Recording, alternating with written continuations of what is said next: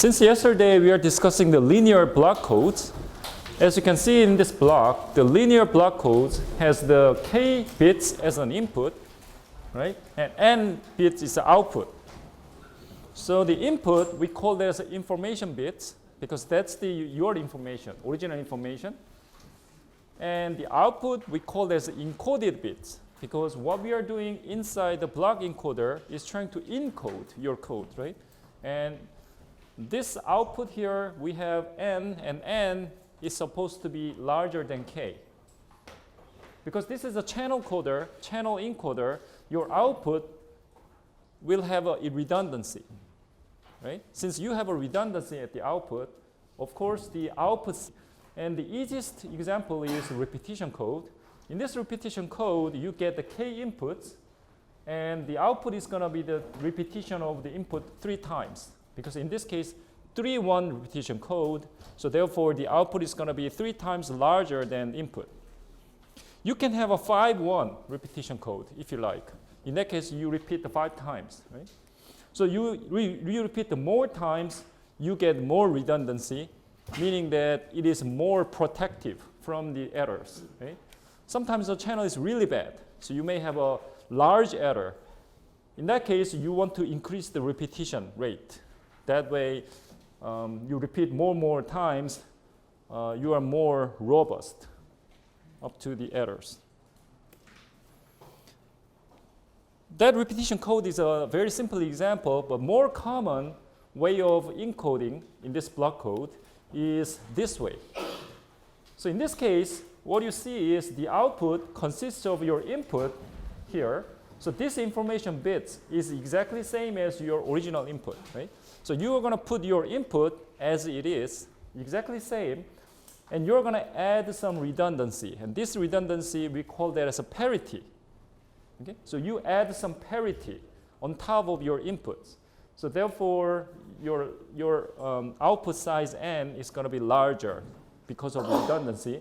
Now the question is how many bits do you need as a redundancy? That depends on your decision.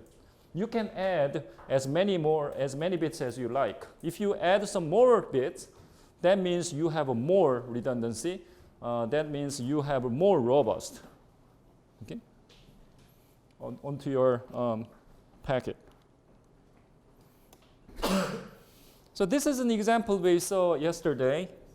Since we get 4, okay, this is an example we are using, 7-4 linear code, meaning that the output is going to be 7 bits, input is going to be 4 bits. So you're going to get the 4 bits every time as a block. So input block is 4 bits. So you get 4 bits coming into the block, and you're going to calculate the parity. In this case, the parity is only 3 bits, right? So input 4 bits, you're going to calculate the parity, and those parity 3 bits, put that together in order to make it 7 bits. So 7 bit is your output, right? That's why we call it 7-4. And this is an example. When you have a 4 bits as an input, right? We have only 16 possibilities for input. So input can be from 0, 0, 0, 0 all the way to the 1, 1, 1, 1. This is all possible inputs sequence. Every time when you get one of these sequence, you're going to get the 7 bits as an output, and this is the corresponding outputs. When you have this input, for example, 0, 1, 0, 1, your output is going to be this. So when you look at this output 7 bits, what you can notice is that the last 4 bits in the output is the same as your original input. Because that's what we call as information bits, as you can see in this block, right? So when you have 7 bits, the last k bits is same as your original information, original inputs, right? Parity is what we need to worry about, and in this case, we have a 3 bits of parity. This is parity, 3 bits. Okay? So that's how the output, that's what the output looks like. And what we need to calculate in this case is the parity. So how do you calculate this parity? That's the question. This one, the last 4 bits, same as the input. So that's very clear.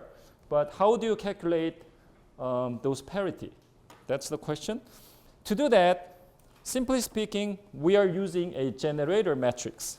So this is called the generator matrix, G.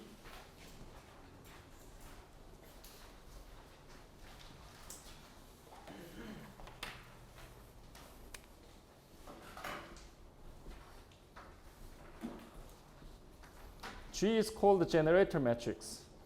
So this matrix G is used in order to generate parity. Okay? Simply, this is how we generate the parity.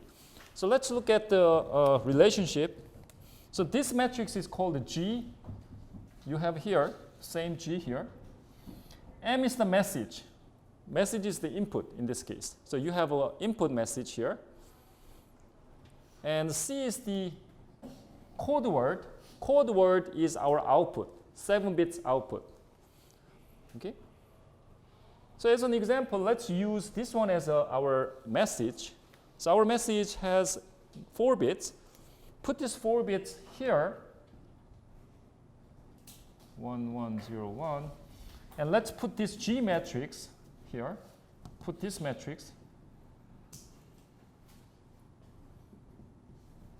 Something like this, right? Then you calculate the matrix calculation. Matrix calculation like this. This one and this one. In this case, you are calculating a binary, right? So 1 plus 1 is 0. 1 plus 0 is going to be 0. Of course, 0 plus 0 is 0. Something like that, right? So that's how you calculate. So in this case, 1, 1 is 1. 1, 0 is going to be 0. 0. The third one, 0, 1 becomes 0. The last one, 1, 1 becomes 1. So eventually you have 1 plus 1 becomes 0. So your output is going to be 0 for the first one. You can do the same thing. For the second column, you get this one. Okay? You get each of them. Now what you can notice in this generator matrix is that generator matrix has the size of 4 by 7. Why is it 4 by 7? That's because that you're going to put the message here, and your message size will be your column here, right? That's how you calculate the matrix calculation. Otherwise, you cannot. So this size, in this case 4, this size should be same as your message, of course, right? Only that way you can do matrix calculation. So this is that size. What about this? Why do you have a 7 column? Because 7 column corresponds to the size of the code word. Your code word is 7 elements. Right? C is the output. Your output have a 7 column, right? Because each column, you're going to get only 1 bit. Each column, you get 1 bit, right? So that's why you need the 7 columns in order to get the 7 bits as the output. So that's why the generator matrix is always 4 by 7. And another thing that you can notice in this generator matrix is that let's look at the last 4 columns. What is this one?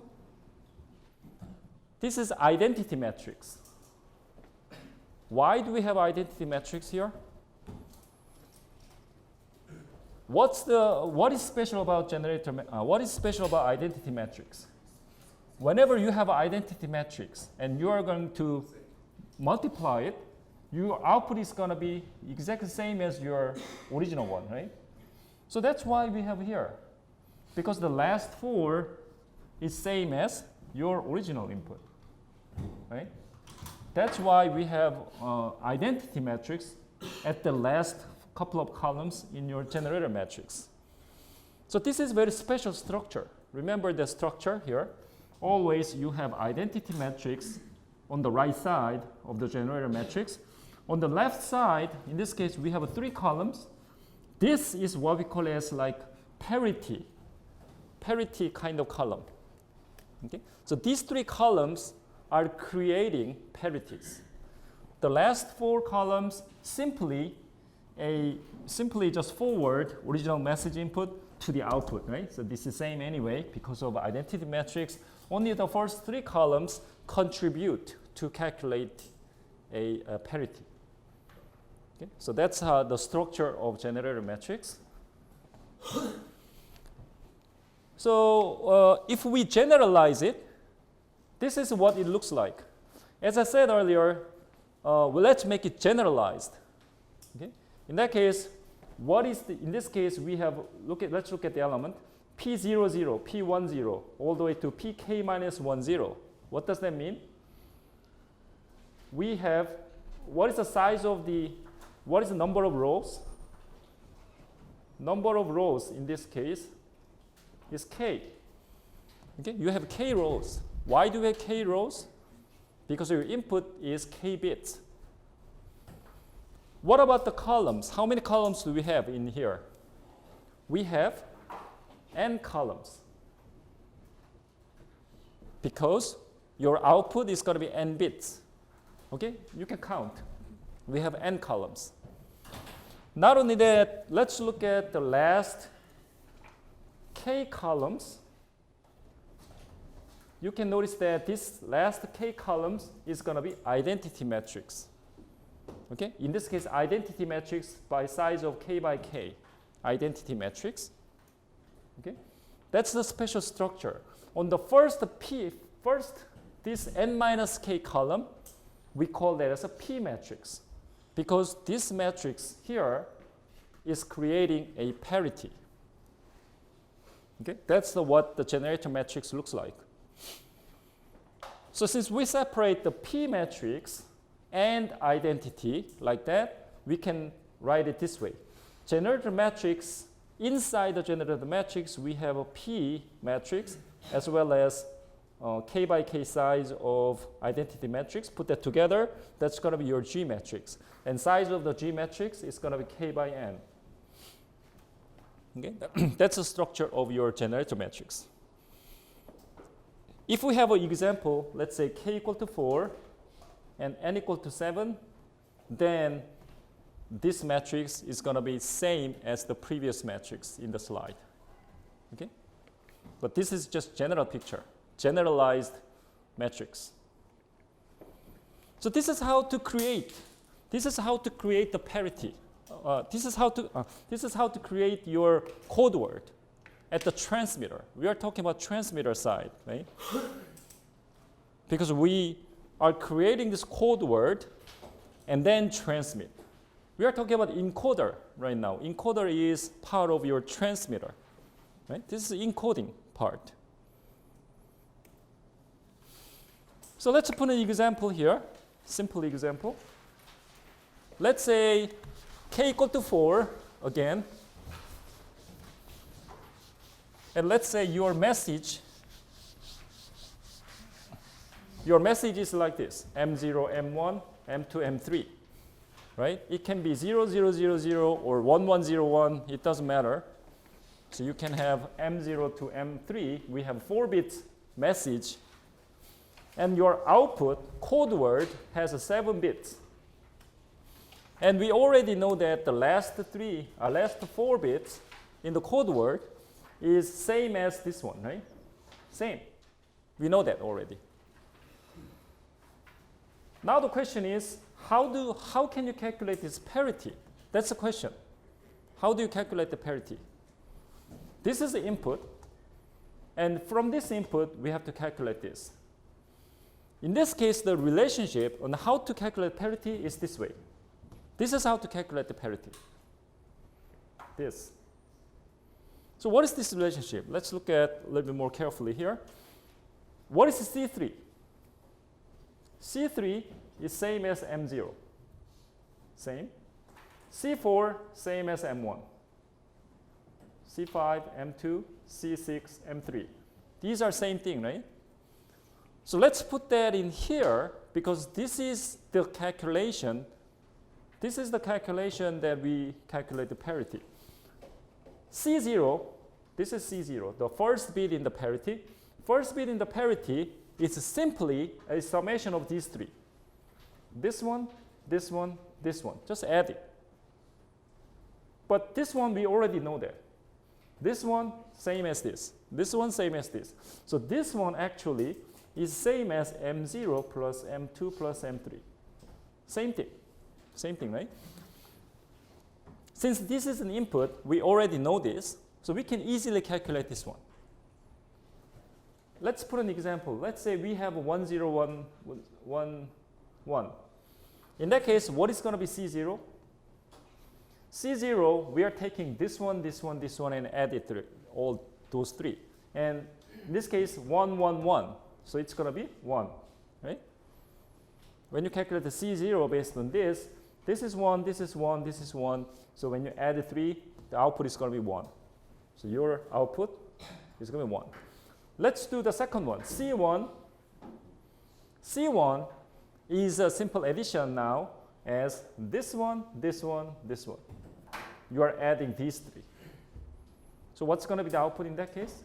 0. Because you added these 3, it's going to be 0. Right? What about the last bit in the parity, C2? Now, which one do you add in this case? This one, this one, this one. When you pick these 3 and add it, that's going to be your C2. So C2 in this case is going to be 0, 1, 1. So it's going to be again 0. So that's how you calculate the parity. Very simple. So let's look at this relationship. What they are going to do is that they are making a different combination of addition. Right? We have 4 bits. We have 4 bits. And using these 4 bits, we have to create parity output, 3 bits. First bit, I'm adding this one, this one, this one. Second one, I'm adding this one.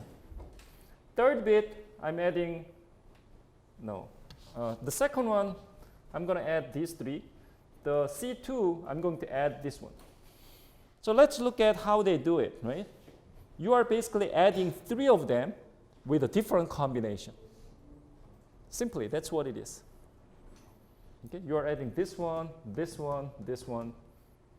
You're just simply adding those 3. That's all possible combinations of taking 3 of them out of these 4 and adding. Right? Simply, that's what it is. And when you put that into the block diagram, this is the equation, simply the equation. And when you implement this equation into the block diagram, this is the block diagram. So this block diagram is the same. It's exactly the same as the previous addition. This one and the previous one is same. So let's look at it here. We call this one as a shift register, right? This is a shift register. So which means that your input is 4 bits, right? Your 4-bit input comes in one after another. That's a shift register. So every time when you get 1 bit and next bit, the information in each flip-flop moves to the next. When you come next bit, each one of them moves on, right? Every time, every clock, we are moving on to the next register. Eventually, you get 1 bit every time. Okay, that's how this works. When you look at here, right, we have a message register here, 4 of them. We also have a parity register here, 3 of them.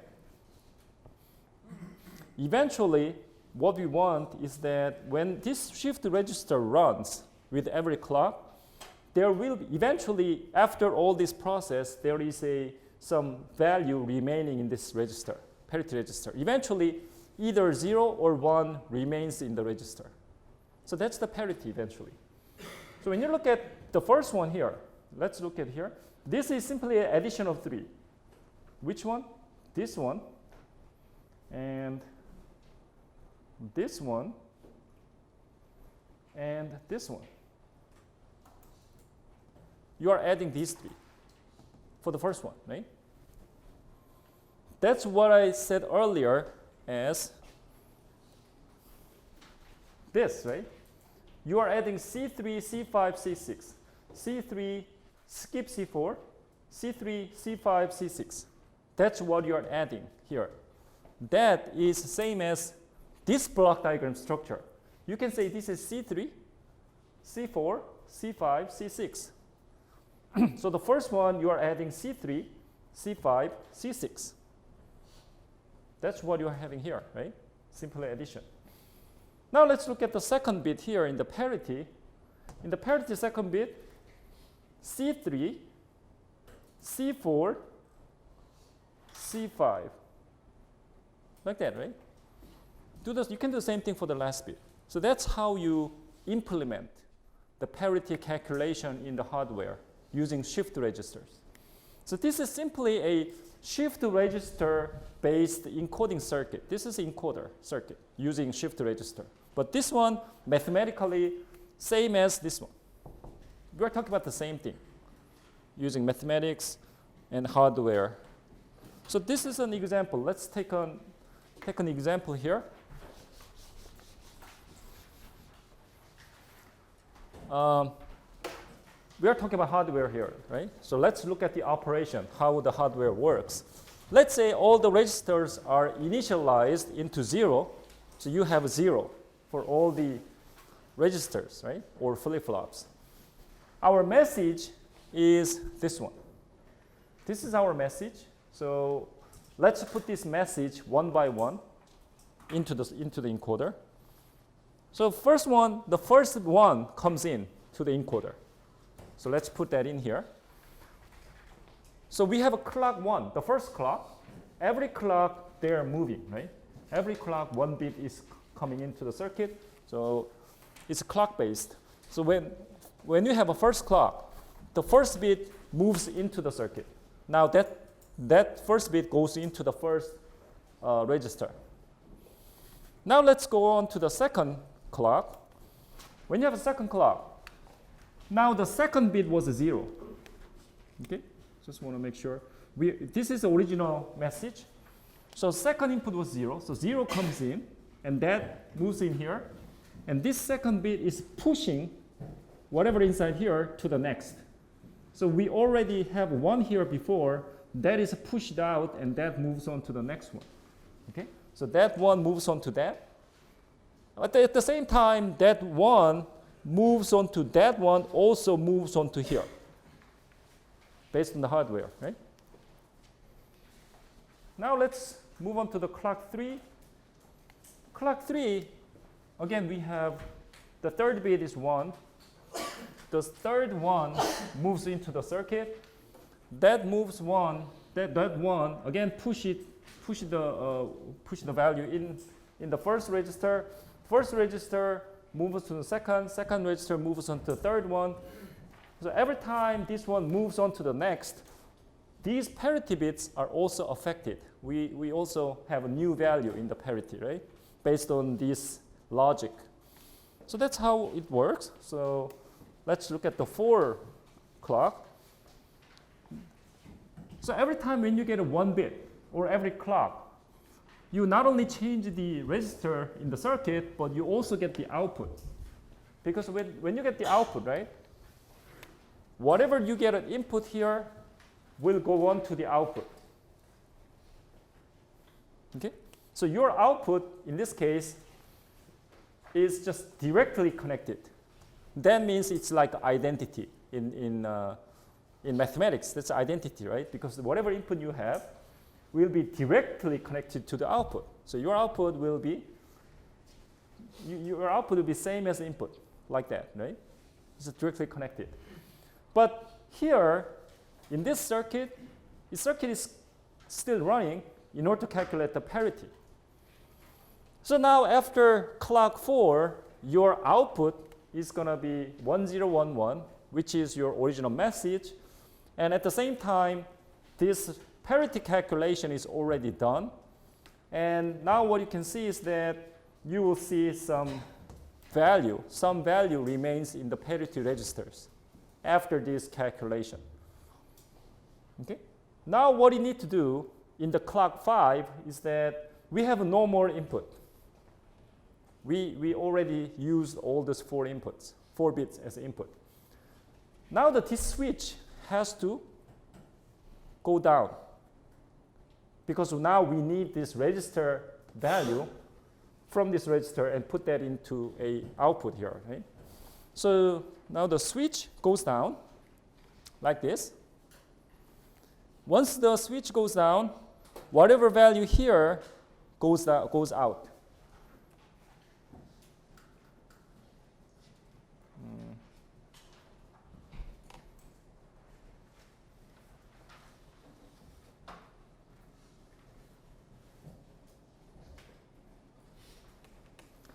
Let me see.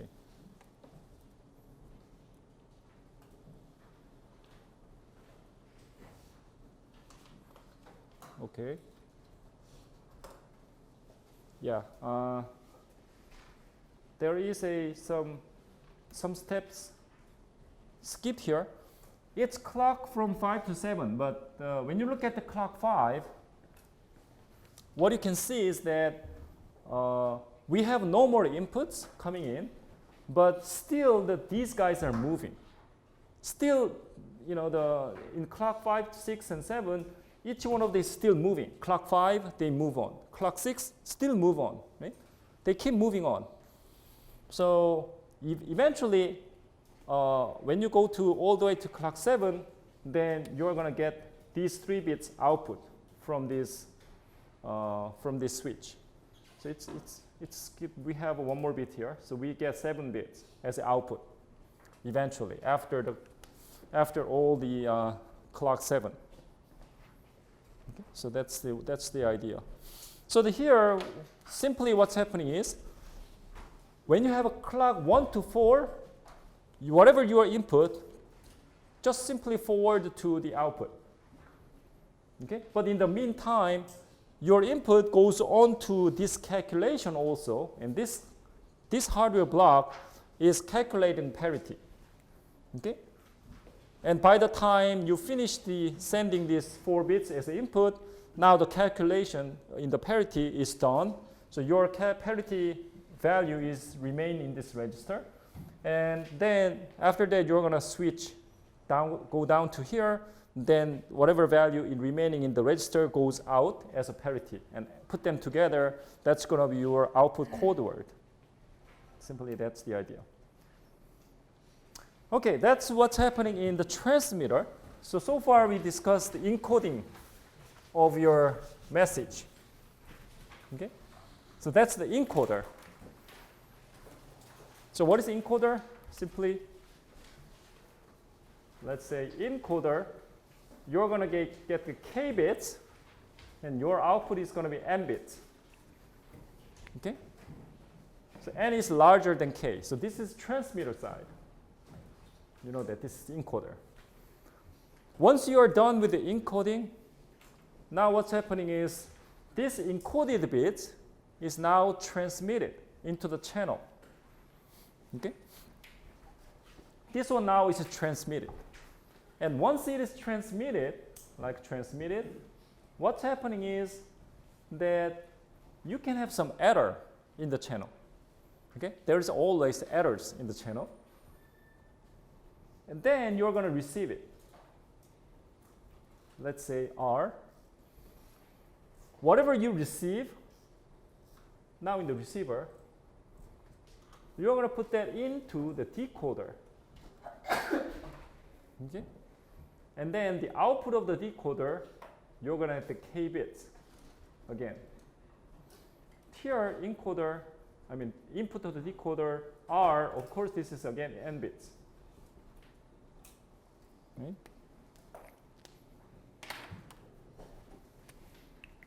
So this is bits, k bits, n bits. So this is the whole block diagram. This is transmit side. We have a channel. We also have a receiver. Transmitter encoder is trying to encode the information k bits into the encoded n bits. So n is larger than k. Now we can transmit these n bits into the channel. And in the channel, sometimes you have an error. Whenever you have an error, your information bits can be flipped. You transmit 0, but because of the error, 0 now becomes 1. Flipped. Right? That can happen here in the channel. Okay? That's what happened inside the channel. Now you receive the n bits. This received n bits, maybe it's correct bits or may have an error. We don't know. Okay? There may be error, but still it's n bits. You receive n bits, and then put these n bits into the decoder. Eventually, we're going to recover the k bits back. Right? So hopefully, this k bits is the same as original k bits. Hopefully, that's what we are trying to do. Right? But now the problem is we have an error. If there's no error, let's say we have no error, it's very easy. And not only that, if there's no error, then we don't need this. We don't need the encoder, right? Because there's no error. Why do you want to do this, right? Since we have an error, we need to do encode, also decode, right? Because of the error. So there is always error. Now, in this case, what we are trying to discuss now on is the receive side. So now we are going to talk about here. Okay? What about the transmitter? Let's say this is code word. This is a message. And you know that we already calculate the message, calculate the code word using this equation, right? You get a message and you multiply the G, generator matrix, then you get the code word. Simply, this is what's happening inside the encoder. Okay? Just one line calculation. That's it for the transmitter. Okay, once you transmit the C code word, you transmit the code word. Now you receive some code word. This received code word may have an error. So now it's time to discuss the receiver. So this is how we can do this receiver. Okay. Okay, let's take a look at the receiver. In receiver, we have parity check matrix. We call that as H here. Okay? Parity check matrix, H. At the transmitter, we had generator matrix, G. We had a G matrix here. But in the receiver, we have H matrix. Okay? Different matrix. It's always easier to look at the example. So let's look at the example. We used the 7/4 example already, right? We already used a 7/4. So 4 bits as an input, original input, message, 7 as a code word, 7 bits code word. So let's look at the same example and look at what the parity check looks like. So this is what the parity check matrix looks like. H looks like this. And you can see that H matrix has a different size. Okay, this size is 3 by 7. 3 by 7. So let's look at here. For 7/4 code example, this H matrix is this size. What about G? G was this size, right? 7/4, 4/7, 4 by 7. So generator matrix was 4 by 7 size, but this parity check matrix is a 3 by 7, different size. Okay. But what you can see in this case is that this parity check matrix also has a very special structure. Let's look at here. We have a 3 by 7, but when you look at the first 3 columns, what is this one? This one again is identity matrix. The first 3 columns has identity matrix, right? And the last 4 columns, this is special matrix, but this special matrix is called the P transpose matrix. What does that mean? What is transpose?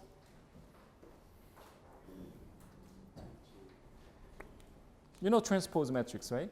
So let's go back to the P matrix that we already discussed. So let's look at the P. We already discussed the P matrix here. Let's go to that one. This is a generator matrix we already used at the transmitter. So what was the P matrix? This one was P matrix. Okay, so let me write it here. P matrix is 1 1 0 0 1 1 1 1 1 1 0 1. So that's going to be your parity matrix used at the transmitter, right? Transmitter used that matrix. Now let's go to the receiver side. Now we are talking about the parity check matrix.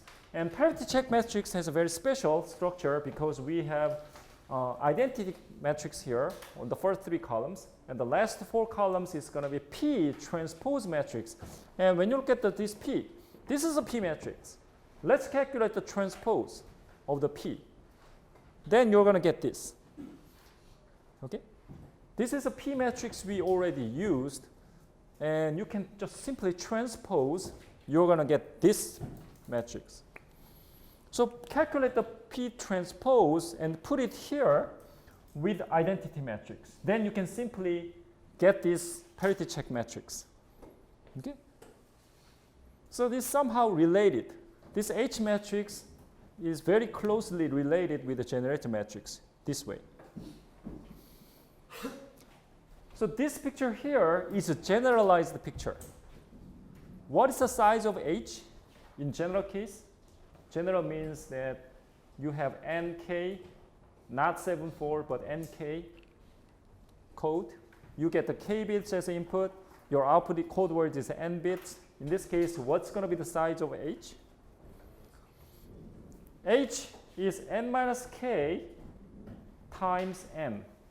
That's the size of your parity check matrix. Let me put it here. N minus K times N. What about the generator matrix? Generator matrix had this size, right? K by N size for the generator matrix. But parity check matrix, we have a different size. This is the size. By the way, what is this one? N minus K. What is special about N minus K? N minus K is the size of your parity. This is a size of parity.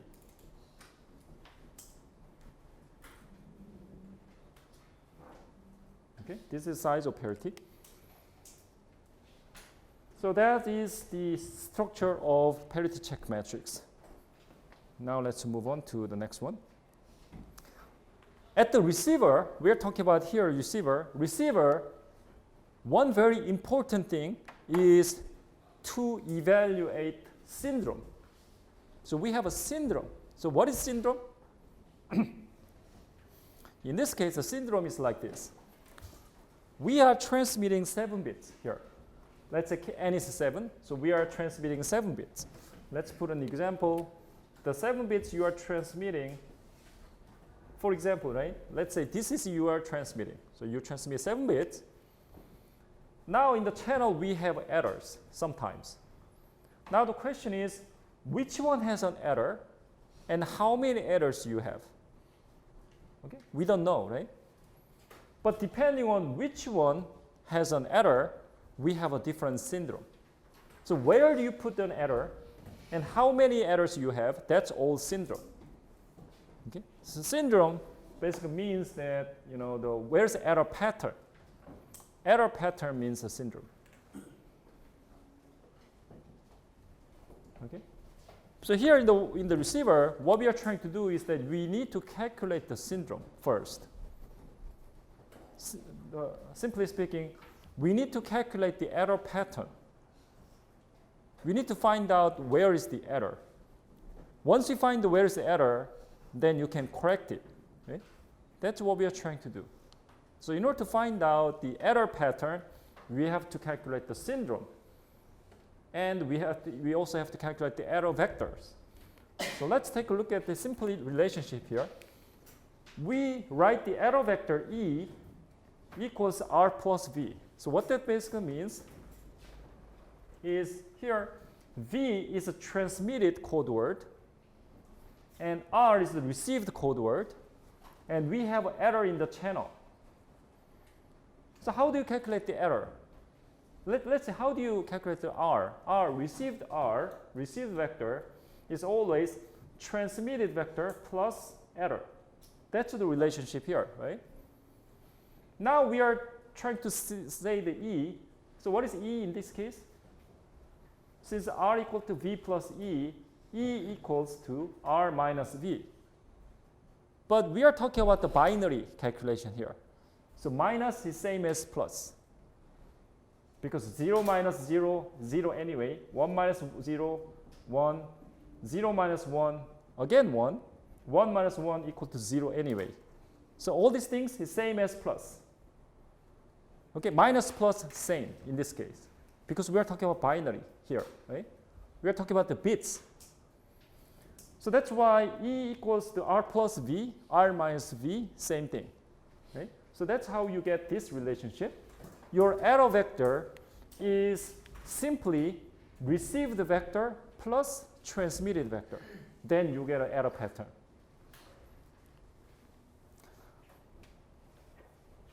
Okay? And now what we are going to do is that this operation is done at the receiver. Okay, the receiver is doing this calculation. So let's look at the calculation here. You have received the vector r. So based on the r, now you are calculating H transpose matrix. So what was the H? H is the previous parity check matrix. We already know this H matrix, right? So using this H matrix and calculating transpose of this H, and then multiply that with R. But in this case, based on this relationship, what is R? R is V plus E. So simply this one, put it here, then you're going to get this. Okay, you're going to get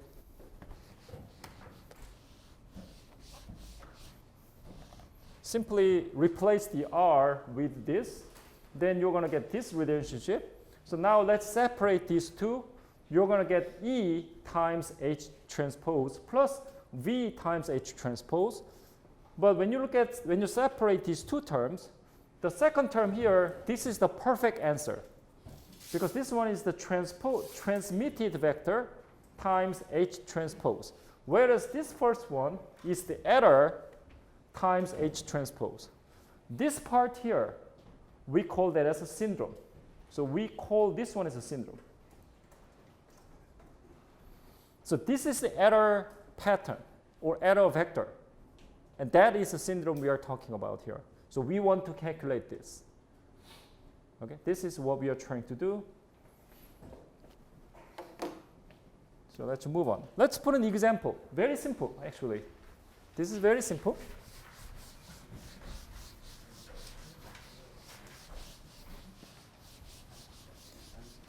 Let's use the 7.4 code as an example. Again, we are using same example always. 7.4 code. We already calculate this H in the previous slide, right? We already have this H in the previous slide. So based on this H in the previous slide, we can easily calculate the transpose. So this H transpose is already there. We can easily calculate, right? Once H is given, you can transpose. You already have this, right?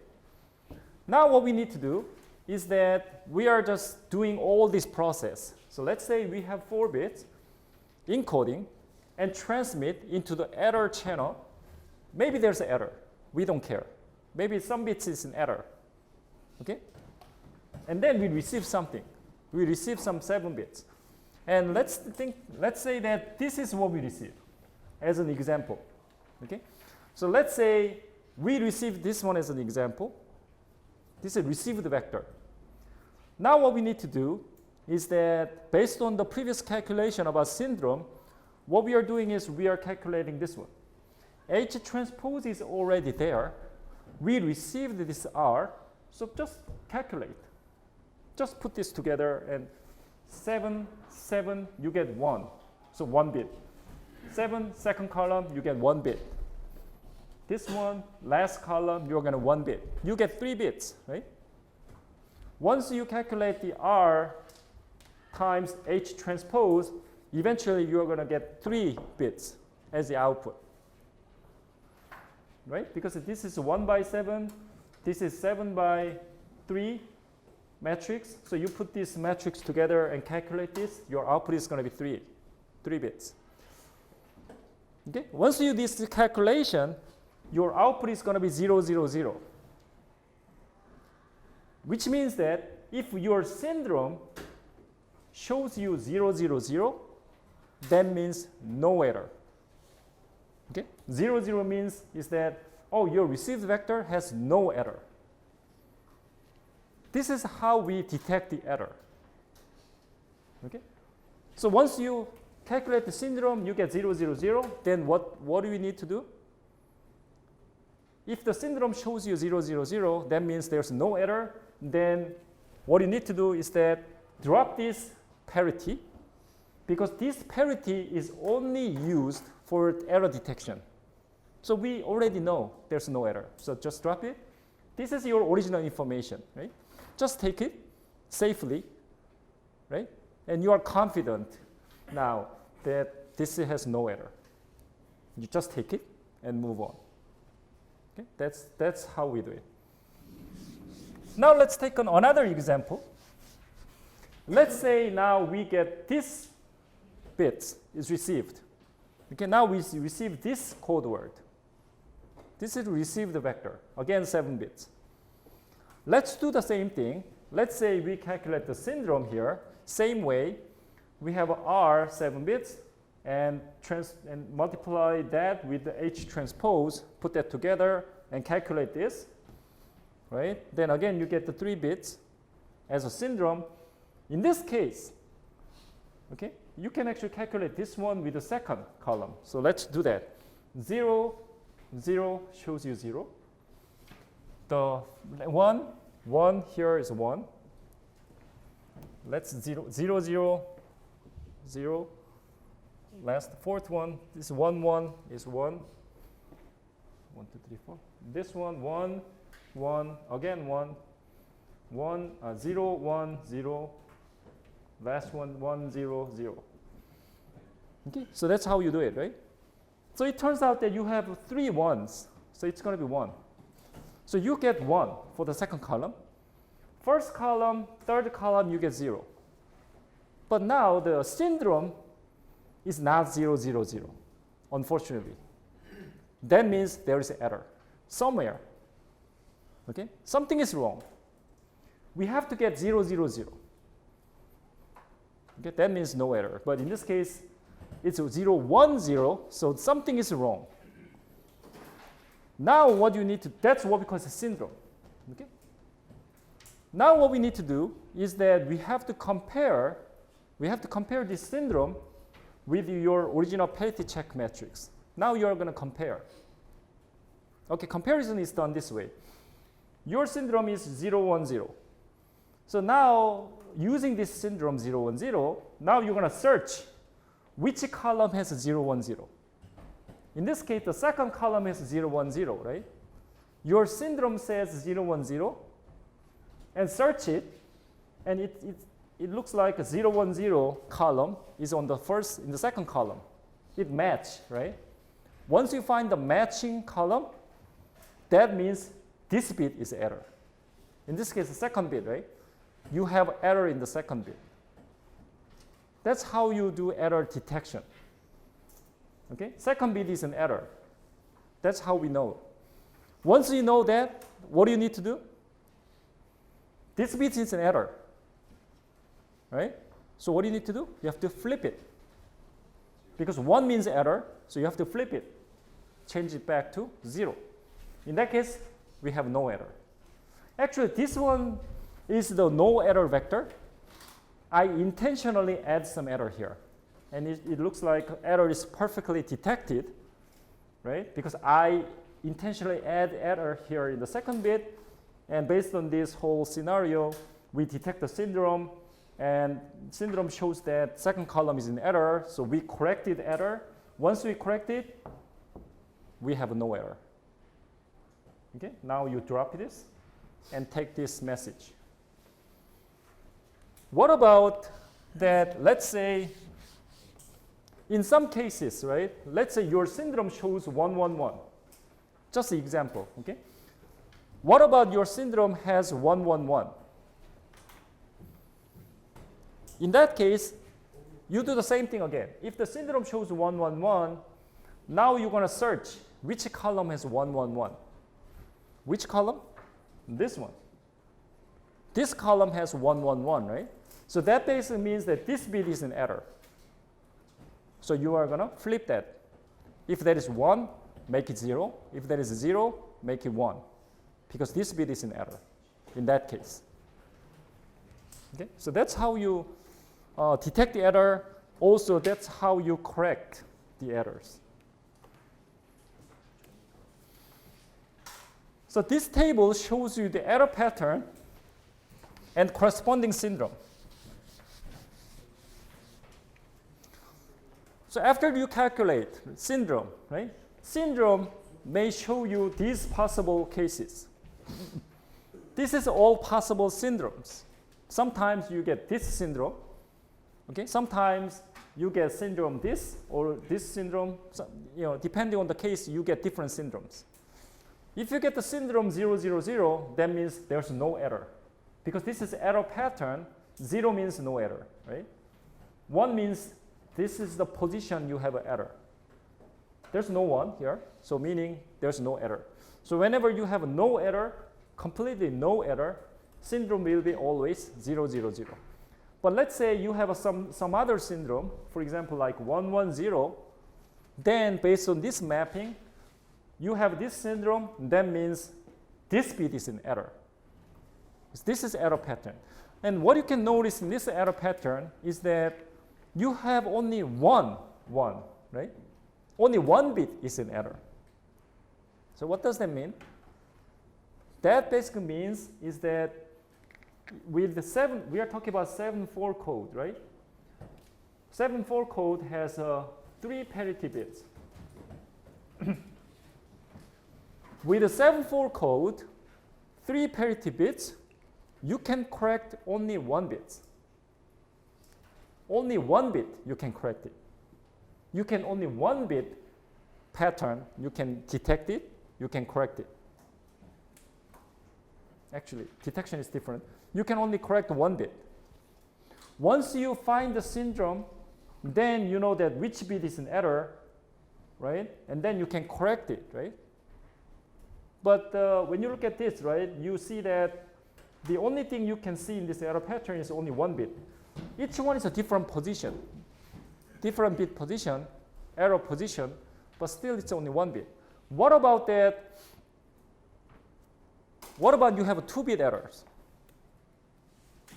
That's not in here actually, but let's think about this way. In this case, look at here. I intentionally add 1-bit error here, right? So let's say I make 1 more bit error. Let's say I have a 1 more bit error here. This is a perfect solution, perfect answer, but we have an error here because it's flipped. 1 is the right one, but it's again flipped. So we have 2-bit error. If you have a 2-bit error like this, right, and then you're going to do some calculation of syndrome, then sometimes you're going to get some syndrome. Maybe we can do calculation here.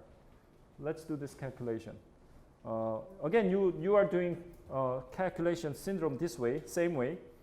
So 0, 1, 0, 0, 1, 0, 1. In this case, syndrome is going to be 1. Same way, 0, 1, 1, 1, 1, 0. 0, 0, 0, 0, 1, 1, 1, 0. So this is a syndrome you're going to get. Okay, when you have a 2-bit error, as an example, you're going to get this syndrome. Now what you're going to do is the same process. You get this syndrome. Now you're going to see if you have a matching column, right? You can actually have a matching column here, right? So based on this process, we have a matching column. That means this bit is an error. That's how you find out. And that bit, because we have 1, 0, 0, that's a syndrome we already have. In this case, the first bit is an error, right? That's an error in the error pattern. So what we're going to do is that, so we realize that, okay, 1 bit seems to be an error, so we basically correct this. In that case, completely wrong, right? This is not in error. We actually have a 2-bit error. Okay? So in this case, it's whole calculation is completely wrong. So what that means is this code can only correct 1 bit. 1-bit error. If there are 2-bit error like this, then we cannot correct it. There's no way. Okay? This one has only 1 bit correction capability. Then can you think about another code? Then how do you increase the correction capability? In this case, you have only 1 bit correction capability. Then can you increase it to 2 bit correction? You can do that. How do you do it? You need to increase the number of parity. Okay? In this case, parity is only 3 bits, right? So you can correct only 1 bit. If you increase the parity to 5 bits, okay, 5 bits, you can correct 2 bits. So that's what we are going to discuss here. Okay? So in order to understand, what you need to know is that there is a concept called the minimum distance, okay, of a block code. Okay? Minimum distance. That's the concept. To understand that, let's look at the basic terminology. And there is a terminology called Hamming weight. And Hamming weight simply means that how many 1 do you have in the code. So let's look at the example of U. U is 1001, 011. How many 1 do you have? You have 4 1s. Okay? How many 1s do you have? You have 1 here, second, third, 4 of them. So you have 4 1s. So Hamming weight is 4. What about V? We have 3 1s. 1, 1, 1. So Hamming weight is 3. So simply Hamming weight is the number of 1s. Okay? Number of 1s. That's a Hamming distance. So based on this Hamming distance for each vector, so each vector has a Hamming distance. You can simply count how many 1s you have. That's Hamming distance for each vector. Now minimum distance is the distance between 2 vectors. What's the distance between these two? Now the distance is calculated based on how many bits are different. So let's compare these two. We want to measure the distance between U and V vector. There are 2 vectors, U and V, and what's the distance between these two? So we can simply compare bit by bit and see that how many bits are different. In this case, you see that this is same. Same, same. This is different. Same, different, different. So what is the minimum, what is the distance between these two? 3. 3 is the distance. Okay? 3 is the distance. Okay? Distance between distance. We call that as a Hamming distance. Okay? Hamming distance between U and V, in this case, is 3. But another way to calculate this is that you can do it different way. Let's do this U plus V calculation. I want to add these two. Okay? In this case, when you add these two, right? If both are same, maybe it's a 0, 0 or 1, 1, doesn't matter. If both are same, on that position, what's going to be the output here? It's a 0 anyway. 1, 1, 0, 1, 1, 0, 0, 0, again 0. If these two are different, only in that position you get 1. So 0, 0, you get 0. If these two are different, you get 1. Okay? So when you do addition of 2 vectors, right? You're gonna get 0 if both are same. You're gonna get 1 if these two are different. So that's what you get here, right?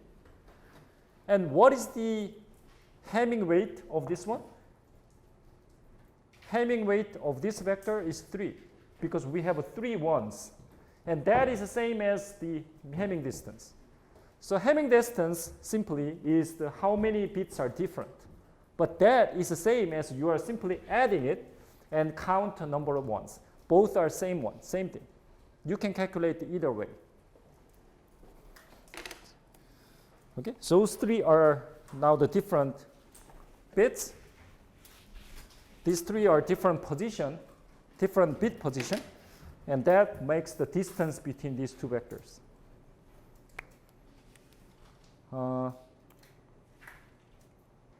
minimum distance basically tells you that we have a many code. For example, right?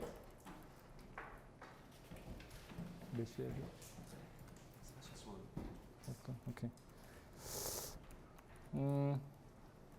In our code, let's say we look at the 7.4 code, right? This is all the code we have. This is all the code. Now we want to calculate the minimum distance of our code. So this is our code. Let's look at the distance. What is the distance between these two? The first two vectors? Distance is 3. What about the first one and third one? 3. What about these two? 4. Right? So when you look at the different two vectors, the distance is going to be different. Now the question is, which two gives you the minimum distance? In this case, you have to do all this, right? 3, 3, 4, 4. You calculate all these things. Maybe these two, maybe 3. You can calculate everything, right? There are a lot of pairs, a lot of vector pair. You calculate all the distance and find out which two vector has the smallest, has the minimum distance. That's the minimum distance of the code. So this is our code. This is all the code vector, code word in our code. And we want to find out the minimum distance. Because the distance is different, right? Maybe you pick this one, distance is now different. But which two has a minimum distance? That's the minimum distance of our code. That is important. Which one has a minimum distance? That's important, okay? And once you find the minimum distance of your code,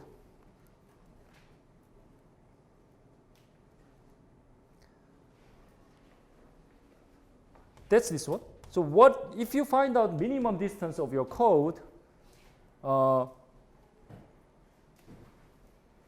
the conclusion is that this is a minimum distance. Minimum distance minus 1 divided by 2 and put the floor function. This is the number of bits you can correct. So in our 7.4 code, the minimum distance is 3. Okay? 3 is the minimum distance. So let's put the minimum distance 3 here. Okay? So because our code, in this code, we are using 7.4 code. The minimum distance is 3. So put the 3 here. 3 minus 1 becomes 2. 2 divided by 2 becomes 1. 1 floating function becomes 1. So that's why this code has only 1 bit error correction capability. So this is simply a calculation. Now based on this calculation, how many minimum, what should be the minimum distance in your code? Let's say I want to design a new code. Okay? I want to design my own code. And what minimum distance do you need in order to do 2-bit correction capability? Meaning that this output should be 2, because I want to have a 2-bit error correction capability. So what's going to be the d-min, minimum distance? It needs to be 5, at least 5. That's what I said. So here, 7.4 code, 3 bits parity, only 1-bit correction capability. Now, if I want to 2-bit correction capability, what code do we need? I need at least 9.4 code, at least. Maybe to 10.4, 11.4, but at least 9.4 is what you need in order to have 4-bit, in order to have 2-bit correction capability. So summarizing all this, 7.4 linear code, minimum distance of 3, and it also has only 1-bit correction capability. Okay, that's the correction. Okay, simply speaking, that's the whole story of block error code. Okay.